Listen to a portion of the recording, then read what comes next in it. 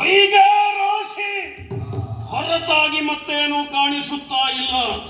ಈ ಮಧ್ಯೆ ದೀರ್ಘದೇಹಿಯಾದಂತಹ ನಾನೋರ್ವ ಎಲ್ಲಿಂದ ಬಂದೆ, ಹೇಗೆ ಬಂದೆ, ಯಾಕೆ ಬಂದೆ ಅರ್ಥವಾಗುತ್ತಾ ಇಲ್ಲ. ಹಸಿವೆ, ತಿನ್ನುವುದಕ್ಕೆ ಏನು ಕಾಣಿಸುತ್ತಾ ಇಲ್ಲ. ಏನು ಮಾಡೋಣ ಎನ್ನುವ ಹಾಗೆ ಆ ಕಡೆ ನೋಡಿದ್ರೆ ಎತ್ತರವಾದಂತಹ ಪರ್ವತ, ಅದಕ್ಕೋ ಮಂದಿಗಳು ಆ ಕಡೆ ಈ ಕಡೆ ಸಂಚರಿಸುತ್ತಾ ಇದ್ದಾರೆ. ಅಲ್ಲಿಗೆ ನಾನು ಹೋದರೆ ನನಗೆ ಉಣ್ಣುವುದಕ್ಕೆ ಆಹಾರ, ಅದೇ ರೀತಿಯಾಗಿ ನಾನು ಯಾರು ಎನ್ನುವಂತಹ ವಿಚಾರ ತಿಳಿಯುವುದಕ್ಕೆ ಸಾಧ್ಯ. ಪರ್ವತವನ್ನು ಏರ್ತೇನೆ.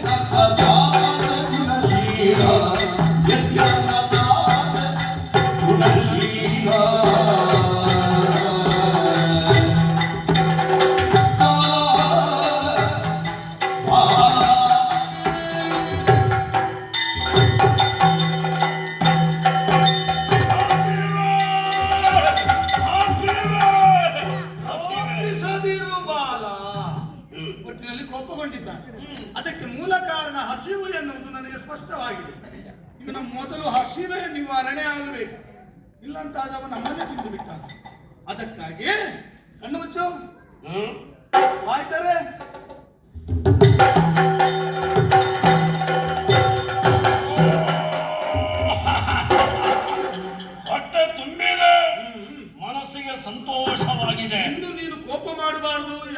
ಹಾಳು ಮಾಡುವುದು. ಎಲ್ಲೋ ನನಗೆ ಆಹಾರವನ್ನು ಒದಗಿಸಿದ ನೀನು ಯಾರು? ನಿನ್ನಿಂದ ಉಂಡಂತಹ ನಾನು ಯಾರು? ಹೇಳಬೇಡ. ನಾನು ನಿನ್ನ ಅಪ್ಪ, ನೀನು ನನ್ನ ಮಗ. ನಾನು ನಿನ್ನ ಅಪ್ಪ, ನೀನು ನನ್ನ ಮಗ. ಹಾಗಲ್ಲೂ ನಾನು ನಿನ್ನ ಅಪ್ಪ, ಹಾಗಲ್ವೋ ನಾನು ನಿನ್ನ ಅಪ್ಪ, ನೀನು ನನ್ನ ಮಗನು. ನೀನು ನನ್ನ ಮಗನು. ನಾನು ಅಂತ ಹೇಳಿದ್ರೆ ನಾನು ನೀನಲ್ಲ, ನೀನು ಅಂತ ಹೇಳಿದ್ರೆ ನೀನು ನಾನಲ್ಲ. ಹೇಳು, ನಾನು ನಿನ್ನ ಅಪ್ಪ, ನೀನು ನನ್ನ ಮಗ. ನಾನು ಅಂತ ಹೇಳಿದ್ರೆ ನೀನಲ್ಲ ನಾನು. ಈಗ ನಾನು ಹೇಳಿದ್ದನ್ನೇ ಹೇಳ್ತಾ ಇನ್ನು ನೀನು ಅಂತ ಹೇಳಿದ್ರೆ ನಾನಲ್ಲ ನೀನು. ಅದು ಬಿಡು. ನಾನು ನಿನ್ನ ಅಪ್ಪ, ನೀನು ನನ್ನ ಮಗ. ಅದು ಬಿಡು, ಅಪ್ಪ ಮಗ ವಿಷಯ ಬೇಡ. ಇದು ನಾನು ನಿನ್ನ ಪಿತ, ನೀನು ನನ್ನ ಸುತ್ತ. ನಾನು ನಿನ್ನ ಪಿತ, ನೀನು ನನ್ನ ಸುತ. ನೀನು ಸುತನೋ? ನೀನು ಸುತನ? ಹೀಗೆ ಹೇಳಿದ್ರೆ ಅರ್ಥ ಆಗ್ಲಿಕ್ಕಿಲ್ಲ. ಒಟ್ಟಿನಲ್ಲಿ ಇವನಿಗೆ ಜ್ಞಾನ ಸ್ವಲ್ಪ ಕಡಿಮೆ ಇದೆ. ಜ್ಞಾನೇಶನಾದಂತಹ ನಾನೇ ಇವನಿಗೆ ಜ್ಞಾನ ಚಕ್ಷುವನ್ನು ಕೊಟ್ಟೆ ಅಂತಾದ್ರೆ ಇವ ಸರ್ವವನ್ನು ತಿಳಿಯುವುದಕ್ಕೆ ಸಮರ್ಥನಾಗುತ್ತಾನೆ. ನಿಜ. ಈಗ ಹೇಳು, ನಾನು ಯಾರು, ನೀನು ಯಾರು? ನಾನು ಯಾರು, ನೀನು ಯಾರು? ನಾನು ನಿನ್ನ ಅಪ್ಪ, ನೀನು ನನ್ನ ಮಗ. ಅರ್ಥ ಮಾಡಿಕೋ. ನಾನು ನಿನ್ನ ಮಗ. ನೀನು ನನ್ನ ಮಗ. ನಾನು ಅಪ್ಪ, ನೀನು ಅಪ್ಪ, ನಾನು ಮಗ. ನಾನು ನಿನ್ನ ಮಗ, ನೀನು ನನ್ನ ಅಪ್ಪ. ನೀನು ಪಿತ, ನಾನು ಸುತ. ನಾನು ಮಗ, ನೀನು ಅಪ್ಪ. ಅಪ್ಪ ಸಂತೋಷವಾಯಿತು. ನೀನು ಅಪ್ಪ, ನಾನು ಮಗ. ಅಪ್ಪ ಹಾಗಿದ್ರೆ ಪ್ರಪಂಚದ ಎಲ್ಲರಿಗೂ ನೀನು ಅಪ್ಪನ? ಇಲ್ಲ, ನಿನ್ನನ್ನು ಅಪ್ಪ ಅಂತಲೇ ಕರೆಯುವುದೇ ಎಲ್ಲರೂ? ಇಲ್ಲ, ನನಗೆ ಬಹಳ ಹೆಸರುಂಟು. ಗುರುತಿಸುವುದಕ್ಕೆ ಹೆಸರು? ಏನು ಹೆಸರು? ಸರ್ವೇಶ್ವರ, ಜಗದೀಶ್ವರ, ಪರಮೇಶ್ವರ, ಹೀಗೆಲ್ಲ ಹೆಸರುಂಟು. ಈಶ್ವರ, ಪರಮೇಶ್ವರ, ಜಗದೀಶ್ವರ, ಈ ರೀತಿಯಾಗಿ ನಿನ್ನನ್ನು ಕೊಂಡಾಡುತ್ತಾ ಇದ್ದಾನೆ. ಹೌದು. ಹಾಗಿದ್ರೆ ಜಗದೀಶ್ವರನಾದಂತಹ ನೀನು ನನ್ನ ಅಪ್ಪ. ಅಪ್ಪ, ಎಲ್ಲರ ಹಾಗೆ ನೀನಿಲ್ಲ. ನಿನ್ನಲ್ಲಿ ಅದೆಷ್ಟೋ ವಿಶೇಷತೆಗಳನ್ನು ನಾನು ಕಾಣುತ್ತಾ ಇದ್ದೇನೆ. ಏನು? ನಿನ್ನ ತಲೆಯಿಂದ ಏನೋ ಧುಮುಕುತ್ತಾ ಇದೆ. ಏನಪ್ಪ ಅದು? ಅವಳು ಗಂಗೆ, ಪರರ ಪಾಪವನ್ನು ಪರಿಹರಿಸುವ ಪರಮ ಪಾವನೆ ಭಾಗೀರಥಿ. ಗಂಗೆಯನ್ನು ನಾನು ಧರಿಸಿದವ, ಹಾಗಾಗಿ ನನಗೆ ಗಂಗಾಧರ ಅಂತ ಹೆಸರು. ಮಗ, ನಿನಗೆ ಬೇರೆ ಒಂದು ಹೆಸರಿದೆ. ಹೌದು. ಗಂಗೆಯನ್ನು ನೀನು ಧರಿಸಿದ ಕಾರಣ ನೀನು ಗಂಗಸರ. ಗಂಗಾಧರ ನಾನಂತ ಹೇಳಿದ್ದು, ನೀನು ಗಂಗಸರ ಹೇಳಿ. ಒಂದು ಅಕ್ಷರ ವ್ಯತ್ಯಾಸ. ಹರದಲ್ಲಿ ವ್ಯತ್ಯಾಸ ಆದ್ರೆ ಅಡಿಮೆ ಹೋಗ್ತದೆ. ಗಂಗಾಧರ. ಅಪ್ಪ, ಏನು? ತಲೆಯಲ್ಲಿ ಏನೋ ಹೊಳೆಯುತ್ತಾ ಇದೆ. ಏನಪ್ಪ ಅದು? ಚಂದ್ರ. ಹಾಗಾಗಿ ನನಗೆ ಚಂದ್ರಶೇಖರ ಅಂತ ಹೆಸರು. ಚಂದ್ರನನ್ನು ನೀನು ಧರಿಸಿದವ. ನನಗೆ ಇನ್ನೊಂದು ಹೆಸರು. ಏನು? ಚಂದ್ರಚೂಡ. ಇದು ಹೆಸರು ಒಳ್ಳೆಯದು. ಚಂದ್ರನನ್ನು ಧರಿಸಿದವ ನೀನು, ಆದ ಕಾರಣ ನೀನು ಚೂಡಚಂದ್ರ. ಚೂಡಚಂದ್ರ, ಚೂಡಚಂದ್ರ. ಅದೀಗ ನೀನು ಮಾಡುತ್ತಿರುವುದು ಚಂದ್ರ. ಹಾಗಲ್ವಾ? ಚಂದ್ರಚೂಡ ಅಂತ ನೀನು ಅದನ್ನು ಬದಲು ಮಾಡಬೇಡ. ಅರ್ಥ ಅನರ್ಥ ಆಗ್ತದೆ. ಚಂದ್ರಚೂಡ. ಅಪ್ಪ, ಎಲ್ಲರ ಮುಖದಲ್ಲಿ ಎರಡೇ ಕಣ್ಣು, ನಿನ್ನ ಹಣೆಯಲ್ಲಿ ವಿಶೇಷವಾದ ಕಣ್ಣು. ಯಾಕಪ್ಪ ಅದು? ಅದು ಮೂರನೆಯ ಕಣ್ಣು. ಅದು ನನಗೆ ಹೆಚ್ಚಿನ ಕಣ್ಣು, ಅದು ಕಿಚ್ಚಿನ ಕಣ್ಣು. ಅದನ್ನು ನಾನು ಬಿಟ್ಟೆ ಅಂತಾದ್ರೆ ಲೋಕ ಸುಟ್ಟು ಹೋಗಿ. ಈಗ ನಾನು ಸುಡುವುದಿಲ್ಲ, ನಾನು ಅದನ್ನು ತೆರೆಯುವುದೂ ಇಲ್ಲ. ಮೂರನೇ ಕಣ್ಣನ್ನು ಹೊಂದಿದ ಕಾರಣ ನಾನು ಮುಕ್ಕಣ್ಣ. ನೀನು ಮುಕ್ಕು ಕಣ್ಣ. ಈಗ ಮುಕ್ಕಿದ್ದಾಯ್ತಲ್ಲ, ಆಗ ಅದನ್ನು ಮುಕ್ಕಣ್ಣ. ಮುಕ್ಕಣ್ಣ. ಮುಕ್ಕಣ್ಣ. ಅಪ್ಪ, ನಿಮ್ಮ ಕಂಠ ಕಪ್ಪಾಗಿದೆ ಯಾಕೆ? ಅದು ಸಮುದ್ರ ಮಥನ ಕಾಲದಲ್ಲಿ ಹಾಲಾಹಲವನ್ನು ಕುಡಿಯಬೇಕಾದಂತಹ ಪ್ರಮೇಯ ಒದಗಿ ಬಂತು. ಆ ಕಾಲಕ್ಕೆ ನನ್ನವಳು ನನ್ನ ಕಂಠವನ್ನು ಒತ್ತಿ ಹಿಡಿದ್ಲು. ಹಾಗಾಗಿ ಹಾಲಾಹಲ ಇಲ್ಲಿ ಶೇಖರಣೆಗೊಂಡಿತು. ಹಾಗಾಗಿ ನನ್ನ ಕಂಠ ಕಪ್ಪಾದದ್ದು. ಆದ್ದರಿಂದ ನನ್ನನ್ನು ನಂಜುಂಡ ಅಂತ ಕರೀತಾರೆ. ವಿಷವನ್ನು ಉಂಡವ ನೀನು. ಹೌದು. ಆದ ಕಾರಣ ನೀನು ಗಂಜುಂಡ. ಎಲ್ಲಿ? ಇಲ್ಲಿ ಗಂಜುಂಡ. ನೀನೇ ಹೇಳಿದಲ್ವಾ, ವಿಷಕ್ಕೆ ಇನ್ನೊಂದು ಹೆಸರು ಉಂಟು, ನಂಜುಂಡ. ಗರಳ ಕೊರಳ. ಗರಳ ಕೊರಳ ಹೀಗೆಲ್ಲ ಕರೀತಾರೆ. ವಿಷಕಂಠ, ವಿಷಕಂಠ, ನೀಲಕಂಠ. ಯಪ್ಪ ಇದೇನಪ್ಪ ಮೈ ಮೇಲೆಲ್ಲ ಬುಸುಗುಟ್ಟುತ್ತಾ ಇದೆ, ಅದನ್ನು ಎಳೆದು ಬಿಸಾಡುವ. ಹಾಗೆ ಬಿಸಾಡುವುದಕ್ಕ ಇರುವಂತದ್ದಲ್ಲೂ ಮತ್ತೆ? ಅದು ನನಗೆ ಭೂಷಣ. ಇದು ನನ್ನ ಆಭರಣ, ಇದು ನಾಗ ನನ್ನ ಆಭರಣ. ಹಾಗಾಗಿ ನನ್ನ ಪ್ರಪಂಚದ ಪ್ರತಿಯೊಬ್ಬರು ನನ್ನನ್ನು ನಾಗಾಭರಣ ಅಂತ ಕರೆಯುವುದು. ಓ, ನಾಗಾಭರಣ ಹೇಳಿದ್ರೆ ನೀವೇ? ನಾಗಾಭರಣ ಹೇಳಿದ್ರೆ ನಾನೇ. ಅಪ್ಪ ಇದೇನಪ್ಪ ಉಡುವುದಕ್ಕೆ ಬೇರೆ ಬಟ್ಟೆ ಬರೆಗಳಿಲ್ವ? ಇದೇನನ್ನು ಧರಿಸಿದ್ದು ನೀವು? ಇದು ನನ್ನ ಭಕ್ತರ ಮನದ ಅಭಿಲಾಷೆಯನ್ನು ನೆರವೇರಿಸುವುದಕ್ಕಾಗಿ ಗಜಾಸುರನು ವ್ಯಾಘ್ರಾಸುರನು ಮುಂತಾದಂತಹ ದುಷ್ಟರ ದಮನದ ಸಂದರ್ಭದಲ್ಲಿ ಅವರ ಮನದ ಅಭೀಷ್ಟೆಯನ್ನು ನೆರವೇರಿಸುವುದಕ್ಕಾಗಿ ಅವರ ಮೈಯ ಚರ್ಮವನ್ನು ನಾಧರಿಸಿದ್ದು. ಆದ ಕಾರಣ ಗಜ ಚರ್ಮಾಂಬರದರ, ವ್ಯಾಘ್ರ ಚರ್ಮಾಂಬರದರ, ಹೀಗೆಲ್ಲ ಹೆಸರುಗಳು. ನನ್ನಪ್ಪನಾದಂತಹ ನೀನು ಜಗದೀಶ್ವರನಿದ್ದಿ, ಗಂಗಾಧರ, ಚಂದ್ರಶೇಖರ, ನೀಲಕಂಠ, ಈ ರೀತಿಯಾಗಿ ಪ್ರಪಂಚ ನಿನ್ನನ್ನು ಕೊಂಡಾಡುತ್ತಾ ಇದೆ. ನಿನ್ನ ಸಂಪೂರ್ಣ ವಿಚಾರ ನನಗೆ ಅರ್ಥವಾಗಿದೆ. ಅಪ್ಪ ನೀನೋರ್ವನೇ ಅಲ್ವ, ಇಲ್ಲಿ ಅದೆಷ್ಟೋ ಮಂದಿಗಳಿದ್ದಾರೆ. ಹೌದು, ಪ್ರತಿಯೊರ್ವರ ಪರಿಚಯವನ್ನು ಮಾಡಿಕೊಳ್ಬೇಕು ಎನ್ನುವಂತ ಆಶೆ ನನಗೆ. ಇಲ್ಲಿರುವ ಪ್ರತಿಯೊಬ್ಬರ ಪರಿಚಯ ಮಾಡಬೇಕು ನಿಮಗೆ. ಬೇಡ ಮತ್ತೆ? ನನ್ನನ್ನು ಆಕರ್ಷಿಸಿದವ ಯಾರು ಬಲ್ಲಿರ? ಯಾರು?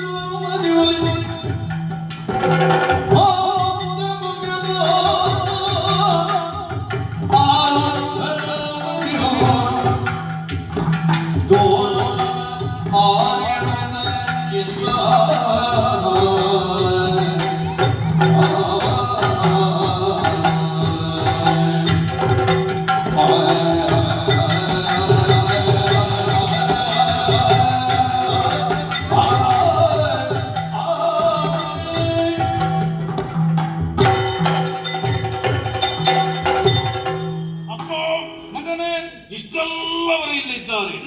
ನನ್ನನ್ನು ಆಕರ್ಷಿಸಿದವ ಯಾರು ಬಲ್ಲಿರ? ಓ, ಅಲ್ಲಿ ಕುಳಿತವ. ಒಂದಲ್ಲ, ಎರಡಲ್ಲ, ಮೂರಲ್ಲ, ನಾಲ್ಕಲ್ಲ, 6 ತಲೆಗಳವನಿಗೆ. ಯಾರಪ್ಪ ಅವ? ಅವ ನನ್ನ ಕುಮಾರ. ಅವನಿಗೆ ಹೆಸರೇ ಕುಮಾರ. ಪ್ರಪಂಚ ಅವನನ್ನು ಸ್ವಾಮಿ ಅಂತ ಕರೆಯುವುದು. ಮಗ ನಿಮಗೇನಾಗಬೇಕು? ಅವ ನನ್ನ ಮಗ. ಹಾಗಿದ್ರೆ ನನಗೂ ಮಗನೇ. ನನ್ನ ಮಗ ನಿನಗೆ ಮಗನಾಗುವುದಿಲ್ಲ. ಅದ್ಯಾಕೆ ನಿನ್ನ ಮಗ ನನಗೆ ಮಗ ಆಗುವುದಿಲ್ವಾ? ನನ್ನ ಮಗ ನಿನಗೆ ಮಗ ಆಗುವುದಿಲ್ಲ, ನಿನಗೆ ಅಣ್ಣನಾಗುತ್ತಾನೆ. ಯಾಕೆ ಬಲ್ಲೆಯ? ನಿನಗಿಂತ ಮೊದಲು ಅವ ಹುಟ್ಟಿದ ಕಾರಣ ಅವನು ನಿನಗೆ ಅಣ್ಣನಾಗುತ್ತಾನೆ, ನೀನು ಅವನಿಗೆ ತಮ್ಮನಾಗುತ್ತಾನೆ. ಎಲ್ಲ ನೆನಪಿಡುವುದಕ್ಕೆ ಎಷ್ಟು ಕಷ್ಟ ಉಂಟು. ಅದಿಷ್ಟು ಬೇಗ ನೀನು ನೆನಪಿಡಬೇಕು ಅಂತ ಏನಿಲ್ಲ. ಅವ ಅಣ್ಣ, ನಾನು ತಮ್ಮ. ಅವ ನನಗಿಂತ ಮೊದಲು ನಿನಗೆ ಹುಟ್ಟಿದ. ಹೌದು. ಅವನಿಗೆ ಕುಮಾರ ಅಂತ ಹೆಸರುಂಟು. ಜಗತ್ತು ಅವನನ್ನು ಸ್ವಾಮಿ ಅಂತ ಕರೀತದೆ. ಹಾಗಿದ್ರೆ ಕುಮಾರಸ್ವಾಮಿ ಅಂತ ಹೇಳಿದ್ರೆ ಇವರೇ ಕುಮಾರಸ್ವಾಮಿ. ಕುಮಾರಸ್ವಾಮಿ ಅಂತ ಹೇಳಿದ್ರೆ ಅವರು ದೇವರ ಮಗ ಅಲ್ವಾ? ಹೌದು. ಕುಮಾರಸ್ವಾಮಿ 6 ಮುಖವನ್ನು ಹೊಂದಿದ ಕಾರಣ ಷಣ್ಮುಖ, ಗಜಾನನ, ಸುಬ್ರಹ್ಮಣ್ಯ, ಗುಹ, ಹೀಗೆಲ್ಲ ಬೇರೆ ಬೇರೆ. 6 ಮುಖ. ನನಗೆ ಸಂಬಂಧದಲ್ಲಿ ಅವ ಅಣ್ಣ, ನೀನು ತಮ್ಮ. ಹೇಗಿದ್ದೀಯ? ಹಾಗೆ ಅಣ್ಣನನ್ನು ಗದರಿಸುವುದೇನು? ಪ್ರೀತಿ, ಮಮತೆ, ವಾತ್ಸಲ್ಯದಿಂದ ಮಾತಾಡಿಸಬೇಕು. ನಾವು ಹೊಸ ಪೀಳಿಗೆ ಹೋಗಲ್ಲ, ನಮಗೆ ಅದೆಲ್ಲ ಪಕ್ಕ ಅರ್ಥ ಆಗ್ತದೆ. ಪೀಳಿಗೆ ಹೊಸತಾಗಿರಬಹುದು ಮಗನೇ, ಹಾಗಿದ್ರೆ ಅಣ್ಣನಿಗೆ ನಾವು ತಲೆ ಬಾಗಬೇಕು. ಹೌದೌದು, ಶಿರ ತಗ್ಗಿಸಬೇಕು, ಹಿರಿಯರಿಗೆ ಗೌರವ ಕೊಡಬೇಕು. ಅಣ್ಣ ವಂದಿಸಿಕೊಂಡಿದ್ದೇನೆ, ಕೈ ಎತ್ತಿ ಆಶೀರ್ವಾದ ಮಾಡುತ್ತ. ಅದು ಸಂಸ್ಕಾರ. ಅಪ್ಪ ಅಲ್ಲೋರ್ವನಿದ್ದಾರೆ, ನೋಡುವಾಗ ನನಗೆ ನಗು ಬರುತ್ತಾ ಇದೆ. ಯಾಕೆ? ಸಣ್ಣ ಕಣ್ಣು, ಎರಡು ದೊಡ್ಡ ಕಿವಿ, ದೊಡ್ಡ ಹೊಟ್ಟೆ. ವಾಪ ಅವನ ಮೂಗೊಂದು ಎಷ್ಟು ಉದ್ದಪ್ಪ, ಎಷ್ಟು ಉದ್ದ. ಅದು ಮೂಗಲ್ಲು, ಮತ್ತೆ ಅದು ಸೊಂಡಿಲು. ಅದು ಸೊಂಡಿಲು. ಇದು ನನ್ನ ಸೊಂಡಿಲು ಎಲ್ಲಿ ಉಂಟಪ್ಪ? ನಿನಗೆ ಸೊಂಡಿಲಿಲ್ಲ, ನಿನಗೆ ನಿನ್ನ ಸೊಂಡಿಲು ಎಲ್ಲಿ ಉಂಟು? ನನಗೂ ಸೊಂಡಿಲಿಲ್ವಾ? ಅದೇ ಅಲ್ಲ, ಅವನಿಗೆ ಮಾತ್ರ ಸೊಂಡಿಲು. ಅದು ಒಂದು ಸಂದರ್ಭದಲ್ಲಿ ಅವನ ಶಿರವನ್ನು ಕತ್ತರಿಸಬೇಕಾದಂತಹ ಸ್ಥಿತಿ ಬಂತು. ಆಮೇಲೆ ಗಜದ ಮುಖವನ್ನು ಅವನಿಗೆ ಜೋಡಣೆ ಮಾಡಿತು. ಆದ್ದರಿಂದಲೇ ಅವನಿಗೆ ಗಣಪ, ಗಜಾನನ ಹೀಗೆಲ್ಲ ಹೆಸರು ಬಂದಿದೆ. ಮಗ ನನಗೇನಾಗಬೇಕು? ನಿನಗೆ ಅಣ್ಣ. ಓ ಗಣಪ. ಗಣಪ, ಗಣಪಣ್ಣ. ಗಣಪಣ್ಣ ಅಲ್ಲ, ಗಣಪಣ್ಣ. ಗಣಪಣ್ಣ ನನಗೆ ಅಣ್ಣ. ಅಣ್ಣ ಮೊದಲ ಪೂಜೆಯ ಕೊಂಬ. ಹೌದು, ಹೊಂದಿಸಿಕೊಳ್ಳುತ್ತಾ ಇದ್ದೀನಿ. ಅವರು ಆಶೀರ್ವಾದ ಮಾಡಿದ್ದ. ಅಪ್ಪ ಅಲ್ಲೋರ್ವನಿದ್ದಾನೆ, ನನ್ನ ಹಾಗೆ ದೃಢ ಕಾಯದವ, ವೀರನಂತೆ ಕಂಗೊಳಿಸುತ್ತಾ ಇದ್ದಾನೆ. ಯಾರಪ್ಪ ಅವ? ಅವ ದಕ್ಷ ಮಖಧ್ವಂಸಿ ಮಗನೇ.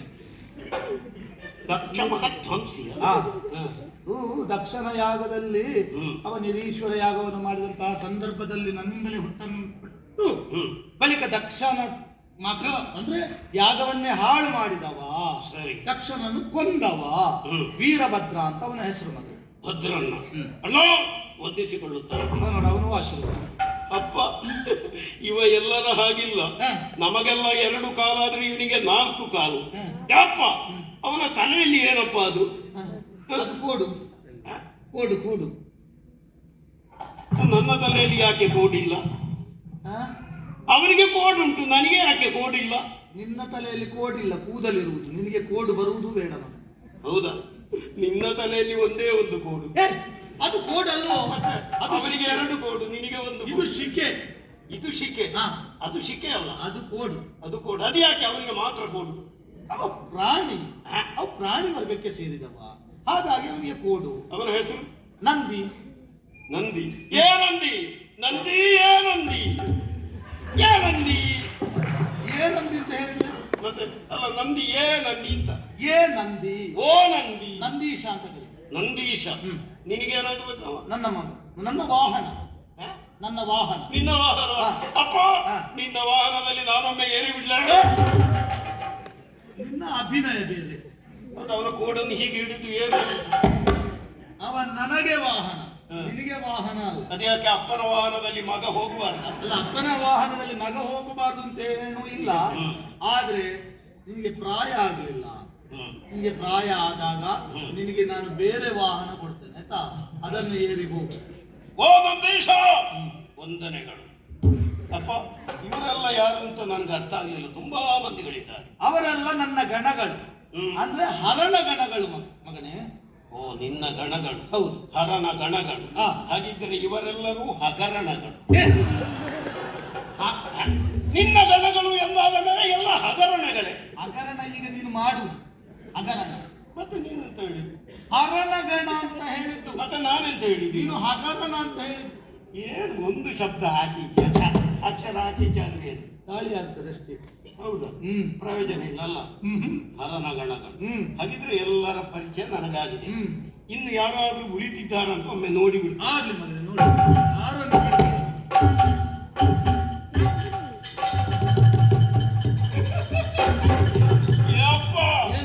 ಇದು ಎಂತದಪ್ಪ? ಇದು ಎಲ್ಲದರ ಹಾಗಿಲ್ಲ. ನಮಗಿರುವುದು ಅಲ್ಲಿಲ್ಲ, ಅಲ್ಲಿರುವುದು ನಮಗಿಲ್ಲ. ಇದು ಎಂತದಪ್ಪ? ಇದ್ದು ಅಂತ ನೀನು ಯಾರನ್ನು ಕರೆಯುವುದು? ಇದನ್ನು ನೋಡುವಾಗ ಏನೋ ವಿಶೇಷ ಕಾಣ್ತಾ ಉಂಟು ಮಗನೇ. ಅವಳು ನನ್ನ ಹೆಂಡತಿ. ಹಾಗಿದ್ದರೆ ನನಗೂ ಹೆಂಡತಿ? ನನ್ನ ಹೆಂಡತಿ ನಿನಗೆ ಹೆಂಡತಿ? ನಿನ್ನ ಹೆಂಡತಿ ನನಗೆ ಹೆಂಡತಿ ಆಗುದಿಲ್ಲ. ನನ್ನ ಹೆಂಡತಿ ನಿನಗೆ ಹೆಂಡತಿ ಆಗುವುದಿಲ್ಲ. ನಾನು ನಿನ್ನ ತಂದೆ ಅಲ್ವಾ? ನಾನು ನಿನ್ನ ಅಪ್ಪನಲ್ವಾ? ಅವಳು ನಿನ್ನ ಅಮ್ಮ. ಅವಳ ಅಮ್ಮ. ಅವಳೇನು ನಿನ್ನ ಹತ್ತಿರ? ಅವಳು ನನ್ನ ಹೆಂಡತಿ ಆದ ಕಾರಣ ನನ್ನ ಹತ್ತಿರ. ಅದು ಯಾಕೆ? ಹಾಗಿದ್ರೆ ನನ್ನ ಹೆಂಡತಿ ಅಲ್ಲ, ನಿನ್ನ ಹೆಂಡತಿ ನಿನ್ನ ಹತ್ತಿರ ಅಂತ ಆದ್ರೆ ನನ್ನ ಹೆಂಡತಿ ಉಂಟಾಗಿದ್ರೆ ನೀನು ಹುಟ್ಟಿ ಎಷ್ಟು ಗಳಿಗೆ ಆದದ್ದು? ಅದಕ್ಕೆಲ್ಲ ಈ 4 ಗಳಿಗೆ ಆಗಲಿಲ್ಲ ನಿನಗೆ ಈ ಹೆಂಡತಿ ಇಷ್ಟು ಬೇಗ ಬರ್ತದಾ? ಅಪ್ಪ ಅದನ್ನು ನೋಡುವಾಗ ಅಂತದೇ ಒಂದು ಹೆಂಡತಿ ಬೇಕು ಅಂತ ಇದೆ. ನೋಡು, ಯಾರನ್ನು ನೋಡುವಾಗ ಯಾವ ಭಾವನೆ ಯಾವ ದೃಷ್ಟಿಕೋನದಲ್ಲಿ ನೋಡಬೇಕು ಎನ್ನುವುದೇ ಮುಖ್ಯ. ಅಮ್ಮನನ್ನು ನೋಡುವಾಗ ಭಕ್ತಿಯಿಂದ ನಾವು ನೋಡಬೇಕು, ಹೆಂಡತಿಯನ್ನು ನೋಡುವಾಗ ಪ್ರೇಮದ ಭಾವನೆಯಿಂದ ನೋಡಬೇಕು. ಗೊತ್ತಾಯ್ತಲ್ಲ? ನನಗೆ ಹೆಂಡತಿ ಮಕ್ಕಳನ್ನು ನೋಡುವಾಗ ವಾತ್ಸಲ್ಯದ ಭಾವನೆಯಿಂದ ನೋಡಬೇಕು. ನನಗೆ ಹೆಂಡತಿ ನಿನಗೆ ಕಾಲ ಬಂದಾಗ, ಯಾವಾಗ ಕಾಲ ಬಂದಾಗ ನಾ ಮದುವೆ ಮಾಡಿಸ್ತೇನೆ, ಆಮೇಲೆ ನಿನಗೊಬ್ಬರ ಹೆಂಡತಿ ಬರ್ತಾಳೆ. ಅದ್ಯಾಗೋ ನನಗೆ ಕಾಲ ಬರುವುದು? ಕಾಲ ನಿನಗೆ ಸತ್ಯದಲ್ಲಿ ಬರ್ಬೋದು. ನನಗೆ ಬೇಗ ಕಾಲ ಬರಬೇಕು. ಹೌದಾ? ಬೇಗ ಕಾಲ ಬರಬೇಕು. ಅಗತ್ಯವಾಗಿ ನಿಮಗೆ ಮದುವೆ ಆಗಬೇಕಲ್ಲ. ನನಗೆ ಇಂಥ ಒಂದು ಹೆಂಡತಿ ಬೇಕು. ಇಂಥ ಉಂಟಲ್ಲ, ಇವಳು ನಿನಗೆ ಅಮ್ಮ. ಅಪ್ಪ ಇವಳು ಅಮ್ಮ. ಅಮ್ಮ ನಿನ್ನ ಹೆಂಡತಿ ನನ್ನ ಹೆಂಡತಿ, ನನಗೆ ಅಮ್ಮ. ಅಮ್ಮ. ನಾಳೆ ನನಗೆ ಮದುವೆ ಆದ ಮೇಲೆ ಅವಳು ನನಗೇನಾಗ್ತದೆ? ಅವಳು ನನಗೇನಾಗ್ತಾಳೆ? ಅವಳು ನಿನಗೆ ಸೊಸೆ ಆಗ್ತಾಳೆ. ನನಗೆ ಹೆಂಡತಿ ಆಗ್ತದೆ. ಅವಳು ನಿನಗೆ ಹೆಂಡತಿ ಆಗ್ತಾಳೆ. ನಿನ್ನ ಹೆಂಡತಿ ನನಗೆ ಅಮ್ಮ. ನನಗೆ ಒಬ್ಬಳು ಹೆಣ್ಣು ಬಂದ್ರೆ ಅವಳನ್ನು ನಾನು ಹೆಂಡತಿ ಅಂತ ಹೇಳುದು. ಹಾಗಿದ್ರೆ ನನ್ನ ಹೆಂಡತಿ ನಿನಗೆ ಅಮ್ಮ. ನನಗೆ ಸೊಸೆಯೋ? ನಿನ್ನ ಹೆಂಡತಿ ನನಗೆ ಅಮ್ಮ ಆದ್ರೆ ನನ್ನ ಹೆಂಡತಿ ನಿನಗೆ ಅಮ್ಮ ಅಲ್ವಾ? ಅದೇ ನೀವು ಹಾಗೆಲ್ಲ ತಪ್ಪಿಸಬಾರ್ದು. ನಿಮ್ಮ ಹೆಂಡತಿ ನನಗೆ ಅಮ್ಮ ಅಂತ ಆದ್ರೆ ನನ್ನ ಹೆಂಡತಿ ನಿನಗೆ ಅಮ್ಮ. ಬೇಕಾದ ಹಾಗೆ ಎಲ್ಲ ಬದಲು ಮಾಡುವುದಕ್ಕಾಗುವುದಿಲ್ಲ. ಇದೆಲ್ಲ ಪರಂಪರೆ, ಹಿಂದಿನಿಂದ ಆದದ್ದಲ್ಲ. ನನ್ನ ಮಗನಿಗೆ ನಿನ್ನ ಹೆಂಡತಿ ನಮಗೆ ಸೊಸೆ. ನಿನ್ನ ಹೆಂಡತಿ ಹೋದ್ರೆ ನನಗೆ ಸೊಸೆ ಅಲ್ಲ, ಅಮ್ಮ. ಅಮ್ಮ ಆಯ್ತು, ನಿನ್ನ ಹೆಂಡತಿ ನನಗೆ ಅಮ್ಮ, ನನ್ನ ಹೆಂಡತಿ ನಿನಗೆ ಸೊಸೆ. ಸರಿ, ಇನ್ನೊಂದು ಸಣ್ಣ ಸಂಶಯ ಉಂಟು. ಇಷ್ಟರವರೆಗೆ ಬಂದದ್ದಲ್ಲ. ಇನ್ನೂ ಒಂದು ಸಂಶಯ. ಇವರು ನಿಮ್ಮ ಹೆಂಡತಿ, ನೀನು ನನ್ನನ್ನು ತಪ್ಪಿಸಬೇಡ. ಅದನ್ನು ನೀನೇ ಮಾತಾಡಿಕೊಂಡು ಇವರು ಮತ್ತೆ ತಲೆ ಹಾಳಾಗ್ತದೆ. ಎಂತದಂತ? ಇವರು ನಿಮ್ಮ ಹೆಂಡತಿ, ಅದೇ ನೀವು ಇವರ ಗಂಡ. ಅದು ಸರಿಯಾಗುದಿಲ್ಲಪ್ಪ. ಯಾಕೆ ಸರಿಯಾಗುದಿಲ್ಲ? ನೀವು ಗಂಡ, ಅವರು ಹೆಂಡತಿ. ಅವರು ಹೆಂಡತಿ ಅಂತ ಆದ್ರೆ ನೀವು ಗಂಡ ಆಗುವುದು ಹೇಗೆ? ಮತ್ತೆ ನೀವು ಗಂಡತಿ ಆಗಬೇಡಿ. ನೀವು ಗಂಡ ಅಂತ ಆದ್ರೆ ಅವರು ಹೆಂಡತಿ ಆಗುವುದು ಹೇಗೆ? ಅವರು ಹೆಂಡ ಅಂತ ಆಗಬೇಡಿ. ಒಂದೋ ಗಂಡ ಹೆಂಡ, ಅಲ್ಲದಿದ್ರೆ ಹೆಂಡತಿ ಗಂಡತಿ ಹೀಗಾಗಬೇಡು. ಇದಕ್ಕೆಲ್ಲ ಇವನು ತಲೆ ಹೊಡ್ತದೆ. ಗಂಡ ಹೆಂಡ ಅದು ಸರಿಯಾಗಿ ಎಂತದ್ದು ಸರಿಯಾಗ್ತದೆ? ಅದು ಒಳ್ಳೆದಾಗುವುದಿಲ್ಲ. ಗಂಡ ಹೆಂಡತಿ ಅಂತಲೇ ಆಗಬೇಕು. ಒಂದು ರಾಸಕ್ಕೆ ಬೇಕಾಗಿ ಒಟ್ಟು ಮಾತಾಡುವುದಾ? ಅದೆಲ್ಲ ಪರಂಪರೆ, ಹಿಂದಿನವರು ಮಾಡಿಕೊಂಡು ಬಂದ ಕಟ್ಟುಕಟ್ಟಲೆಗಳು. ಅದನ್ನು ನಾವು ಹಾಗೆಯೇ ಆಚರಣೆ ಮಾಡಿಕೊಂಡು ಹೋಗಬೇಕೇ ವಿನಃ ನಾವು ಈಗ ಹುಟ್ಟಿದವರು ನಮ್ಮದು ಹೊಸತನ ಅಂತ ಹೇಳಿಕೊಂಡು ಇದ್ದ ಶಾಸ್ತ್ರಗಳನ್ನೆಲ್ಲ ಸ್ವಲ್ಪ ಬದಲಾವಣೆ ಮಾಡಿ. ಪೀಳಿಗೆ ಹೊಸತಾಗಿರ್ಬೋದು, ಆದ್ರೆ ಹಿಂದಿನವರು ಮಾಡಿಕೊಟ್ಟಂತ ಕಟ್ಟುಕಟ್ಟಲೆಯನ್ನು ಮೀರಬಾರದು ಅಂತ ಆಡುವುದು ನಾವು. ಅಪ್ಪ, ಅಮ್ಮ, ಗಂಡ, ಹೆಂಡತಿ, ಅಮ್ಮ, ಅವಳು ಹೇಗಿದ್ದೀರಾ? ನಾನು ಆಗಲೇ ನಿನಗೆ ಸೂಚನೆಯನ್ನು ಕೊಟ್ಟಿದ್ದೇನೆ. ಹಿರಿಯರಲ್ಲಿ ಮಾತಾಡುವಾಗ ಗೌರವ ಭಾವ ಇರಬೇಕು. ಅಮ್ಮನನ್ನು ಗೌರವದಿಂದ ನೀನು ಕಾಣಬೇಕು. ಹೇಗೆ? ಗೌರವದಿಂದ ಕೈ ಮುಗಿಯಬೇಕು, ತಲೆ ತಗ್ಗಿಸಬೇಕು, ಬೆನ್ನು ಬಾಗಿಸಬೇಕು. ಅಮ್ಮ, ಆಧಾರವಿಂದಗಳಿಗೆ ಕೊಡಬಟ್ಟಿದ್ದೇನೆ ಶಬ್ದವನ್ನು ಹೇಳು. ವಂದಿಸಿಕೊಂಡಿದ್ದೇನೆ. ಶುಭವಾಗಿ. ಅಪ್ಪ ಎಲ್ಲ ಗೆದ್ದು ಹೋಗುತ್ತಾ ಇದ್ದಾರೆ. ಹೌದು. ಎಲ್ಲಿಗೆ? ಅದು ಅವರವರ ಕೆಲಸಕ್ಕೆ. ಅವರಿಗೆಲ್ಲ ಒಂದೊಂದು ಕೆಲಸ ಇದೆ. ಹೌದು. ಅಪ್ಪ, ಏನು? ಪ್ರತಿಯೊಬ್ಬರನ್ನು ಗುರುತಿಸುವುದಕ್ಕೆ ಒಂದೊಂದು ಹೆಸರಿದೆ, ಮಾಡುವುದಕ್ಕೆ ಒಂದೊಂದು ಉದ್ಯೋಗವಿದೆ. ಈಗ ತಾನೇ ಹುಟ್ಟಿಕೊಂಡವ ನಾನು. ನೀವು ನನ್ನನ್ನು ಮಗ ಅಂತ ಕರೆಯಬಹುದು.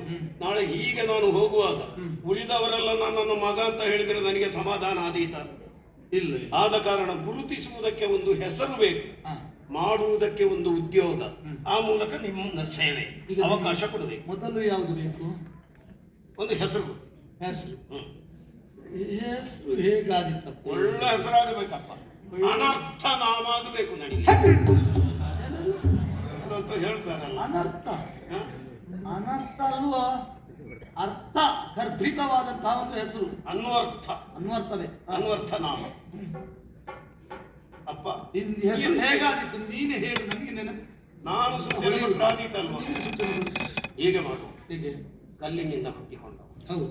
ಕಲ್ಲಪ್ಪ ಅಂತ ಮೊದಲೇ ನನ್ನನ್ನು ಎಲ್ಲರೂ ಗುಡ್ಡಪ್ಪ ಅಂತ ಕರೀತಾ ಇದ್ದಾರೆ. ಗುಡ್ಡದಲ್ಲಿರುವವ. ಒಳ್ಳೇದಾಯ್ತಲ್ಲ, ಗುಡ್ಡಪ್ಪನ ಮಗ ಕಲ್ಲಪ್ಪ. ಹೆಸರು ಒಳ್ಳೇದಿಲ್ಲ ಅದು. ಗುಡ್ಡಪ್ಪ ಕಲ್ಲಪ್ಪ ಅಂತದ್ದು. ಹೀಗಾಗಿ ಕಲ್ಲಿನಿಂದ ಹುಟ್ಟಿದವ. ಹೌದು. ಕಲ್ಲು ಕುಟ್ಟಿ ಅಂತ. ಅದು ಆಚೆಯವರಿಗೆ ಒಳ್ಳೇದಾಗುತ್ತೆ, ಈಚೆಯವರಿಗೆ ಒಳ್ಳೇದಾಗುದಿಲ್ಲ. ಅದು ಕಲ್ಲು ಹುಟ್ಟಿ ಸ್ವಲ್ಪ ತೂಕದ ಹೆಸರು ತೂಕ. ನಾನು ಲೋಕಕ್ಕೆ ರಾಯನಿದ್ದೇನೆ, ಕಲ್ಲಿನಿಂದ ಹುಟ್ಟಿಕೊಂಡವನು. ಹೌದು. ಹಾಗಿದ್ರೆ ನಾನು ಕಲ್ಲೂರಾಯ ಅಂತ ಅದಿಲ್ಲ. ಹೇಗೆ? ಕಲ್ಲೂರಾಯ. ಕಲ್ಲುರಾಯ ಅಂತ ಬಹಳ ಮಂದಿ ಇದ್ದಾರೆ ಮಗನೇ. ಮತ್ತೆ ನಾನು ಕಲ್ಲುರಾಯ ಅಂತ ನಿನ್ನನ್ನು ಕರೆಯುವಾಗ ಅವರು ಬರುವುದು ಬೇಕಾಯ್ತಲ್ಲ. ನೀನೇ ಒಂದು ಹೆಸರಿಲ್ಲ. ನೀನು ಭಸ್ಮದಿಂದ ಹುಟ್ಟಿಕೊಂಡವ, ಹ್ಮ್. ಬರುವಾಗಲೇ ಆಸುರಿ ಪ್ರವೃತ್ತಿಯನ್ನು ಮೈಗೂಡಿಸಿಕೊಂಡವ. ಹ. ಹಾಗಾಗಿ ನಿನಗೆ ನಾನಿಡುವ ಹೆಸರೇನು ಬಲ್ಲೆಯ? ಏನು? ನೀನು ಭಸ್ಮಾಸುರ. ಭಸ್ಮಾಸುರ. ಸರ್ವೇಶ್ವರನ ಮಗ ಭಸ್ಮಾಸುರ. ಹಾ. ಸಂತೋಷವಾಯಿತು. ಹೆಸರು ಒಳ್ಳೆದುಂಟಲ್ಲ? ಇನ್ನೊಂದು ಉದ್ಯೋಗ ಬೇಕಪ್ಪ. ಅಲ್ಲ, ಇಷ್ಟು ಬೇಗ ಯಾಕೆ ಉದ್ಯೋಗ ಹೇಳು? ನನಗೆ ಸುಮ್ಮನೆ ಕುಳಿತುಕೊಳ್ಳಲಿಕ್ಕೆ ಸಾಧ್ಯ ಇಲ್ಲ. ಹುಟ್ಟಿ ಕೆಲವು ದಿವಸ ಆಗಲಿಲ್ಲ ಮಗನೇ. ಉದ್ಯೋಗ ಬೇಕೇ ಬೇಕು. ನೀನು ಆ ಮೂಲಕ ನಿನ್ನ ಸೇವೆ ಮಾಡಬೇಕು ನನಗೆ. ಇವನಿಗೆ ಉದ್ಯೋಗ ಎಲ್ಲ ಎಂತದು ಅದು? ಅದು? ಮೊದಲೇ ನಿನ್ನ ಉದ್ಯೋಗದಲ್ಲಿ ನೀನು ಸ್ವಲ್ಪ ಎಡವಿದ್ದಿ. ನಿನ್ನ ಉದ್ಯೋಗವನ್ನು ತೆಗೆದವನಿಗೂ ಮತ್ತೆ ನನಗೆ ನನ್ನ ಜೊತೆ ಎಲ್ಲ ಇರು. ಅಲ್ಲ, ನಿಮ್ಮ ಸೇವೆ ಮಾಡ್ಬೇಕಲ್ವ ನಾನು. ನನ್ನ ಸೇವೆ ಮಾಡ್ಲಿಕ್ಕೆ ಏನು ಅದೇ ಆಗಬೇಕು ಅಂತ, ವಿಭೂತಿ ತರುವುದೇ ಆಗಬೇಕು ಅಂತ. ನನ್ನ ಹತ್ತಿರ ಇದ್ದೇ ಸೇವೆ ಮಾಡುವುದಕ್ಕಾಗುವುದಿಲ್ಲ ನಿನಗೆ.